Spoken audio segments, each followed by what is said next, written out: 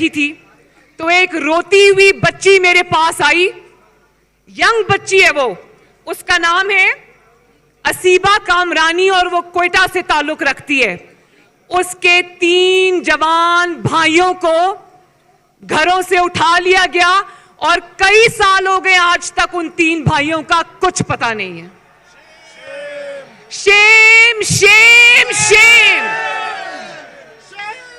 और वो कहती है कि मेरे भाइयों का, मेरे जो 3 जवान भाई थे, उसने अपने मोबाइल फोन पे मुझे उनकी तस्वीर दिखाई।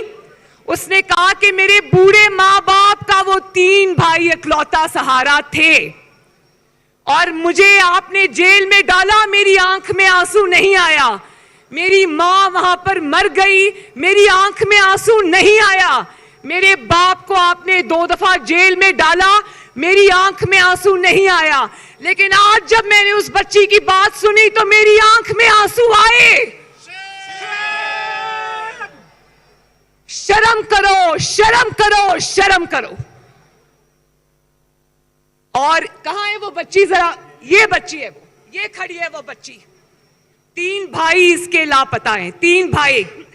खुदा का खौफ करो, तुम्हारे भी बच्चे हैं। जरा अपने ऊपर इस चीज को तारी करके सोचो कि क्या गुजरती है जब एक माँ बाप के 3 बेटे गायब होते हैं। मर जाए कोई तो सुकून आ जाता है, लेकिन जब आपको यह पता चले कि पता नहीं वो मुर्दा है या जिंदा है या वो कहां है, तो सोचो उन माँ बाप पर, उन बहन भाइयों पर क्या गुजरती होगी। सोचो, अल्लाह ताला के कहर को आवाज ना दो। इनकी बद्दुआ में और आसमान में कोई हिजाब नहीं है। खुदा का वास्ता है, अल्लाह ताला का वास्ता है, होश के नाखुन लो। अपने ही लोगों से सुतेले लोगों जैसा सलूक मत करो।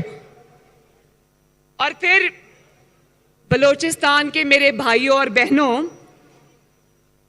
हमें यह पता चलता है कि ये लोग ये समझते हैं कोई क्वेटा के अवाम को या बलोचिस्तान के अवाम को अपने नुमाइंदे चुनने का कोई हक नहीं है।